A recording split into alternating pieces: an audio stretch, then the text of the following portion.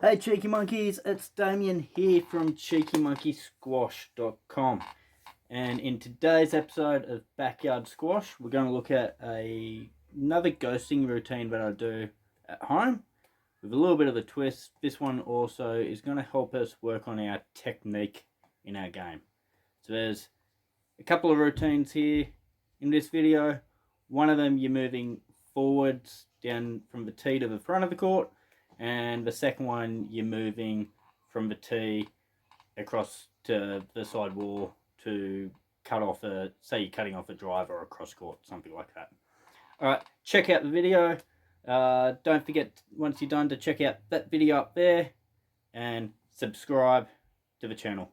Really helps. Alright guys, I'll talk to you at the end of the video. Check it out.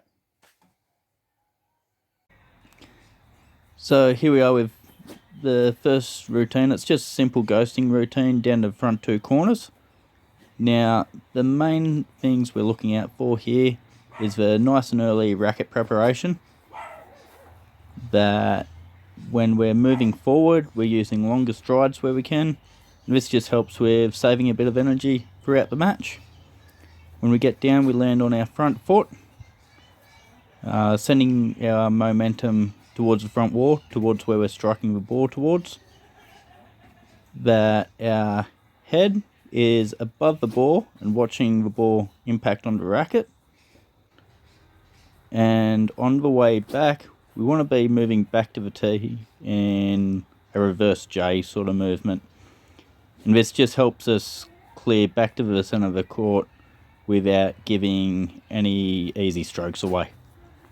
So clearing the ball and then shuffling back to the tee. Now, this routine here, I'm doing with my left hand in my pocket, and this just helps correct any swings.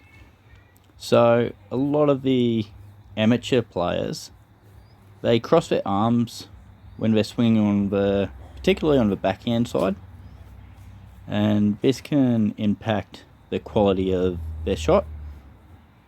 So by putting your left hand or your non-dominant hand in your pocket, you just minimize the risk of crossing arms. So here we're just ghosting side to side. The main point of focus here is the shuffle step or split step across the middle of the court.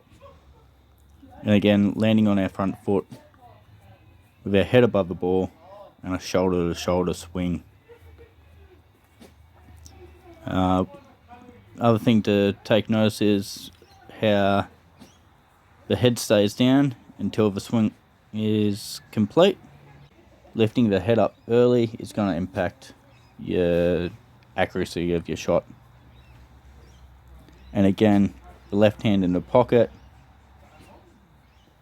just to train the balancing hand to stay by our side and stay out of the road.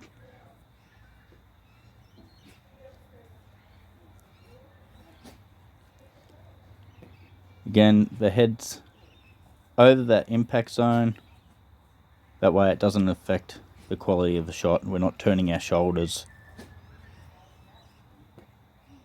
I'll explain that a little bit more in the post-video review.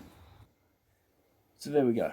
Now, the main things there that we're working on are making sure that moving from the tee down into the front two corners, we're taking long strides where we can. Now, these long strides help us save energy across the duration of the match. The other things we're looking at are making sure that on impact, our head's over that ball and we're really watching as we strike the ball. And by keeping our head there watching the ball and not lifting it up, we're going to help keep that ball a lot straighter. So what happens is, as we turn our head, our body is going to turn with our head. Our body follows wherever our head goes. So if I've struck a ball and I then turn this way, my whole body, as you can see, has just turned facing that way. that racket goes from being straight to out there. That's just changed what shot we've played. So making sure you keep your head over the ball and watch that impact, follow through, and keeping your head where you've connected with the ball, in line with where you've connected the ball. So that's a really big thing. Another one is, as you've seen in the videos there, I was practicing with keeping my left hand in my pocket. Now, keeping your left hand in your pocket helps just keep that arm out of the way and restricts the whole crossover. So a lot of players will cross up, especially on the backhand side. If we've got that hand down in our pocket, there's a lot more fluid movement there with our shots. So we've got big steps going down, watching the ball and keeping our head over the impact spot of the ball throughout the swing, not crossing over. And then I think the other one, and it's not essential in today's game, but still trying to play that shot off our front foot where we can. It's going to give us a little bit better balance, but the main thing it does is when we look at where we're trying to hit the ball to, we're hitting that ball to the front wall. We don't want to be having our momentum going backwards. We really want to maximize that power behind our shot and really maximize, well, yeah, it's the power, it's the accuracy, it's our balance, all that stuff. We need to be playing that off our front foot where we can. Way I explain it to a lot of the juniors that I coach and even some of the seniors, when we play off our back foot, we open our body a lot more.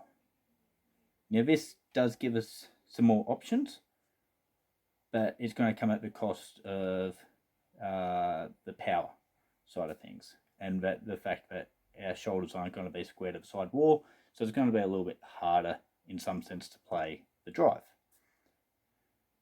So playing off the back foot, I think, is a really good option for when we're at the back of the court, we're under pressure, and we're just trying to get that ball back and create more options for ourselves, I guess. So your back foot's going to give you more options. Your front foot's going to give you a lot more power. So whenever you're at the front of a court, I'd be looking to play off my front foot. Especially, this is a big one, I think, for juniors. If they can learn to play the sort of traditional style where everything's off the front foot, and then bring in the adaptations of playing off both feet once they've got the foundations right, you then set them up for, or I believe you've set them up for long-term success, or easier transition into long-term success. This comes from, if you look at anything in life, you've got to do the foundations right before you can make adaptations to it. There's no point, I don't think there's a point having a junior learn the wrong way of doing things before they learn the right way of doing things. So for juniors, play off your front foot where you can. Make sure your swing is shoulder to shoulder, and really watch that ball all the time. For seniors, all that stuff still applies. The only thing is, maybe when you're at the back of the court, you can play a little bit with your back foot a little bit more. Anyway, I hope this video helped. I know there's a lot to it. The ghosting stuff, simple. As we discussed, that's only just making sure you're playing off the front foot and making sure that you're watching the ball and all the rest. I hope my little bit of carry on then probably gave you a bit of an insight to the way I think about what foot I'm wanting to play off when I'm in different scenarios on the court. I might make another video where I talk a little bit more about that side of it and my mental approach to the game in the next couple of days. But until then, keep squashing, keep having fun, and hit that subscribe button. Cheers.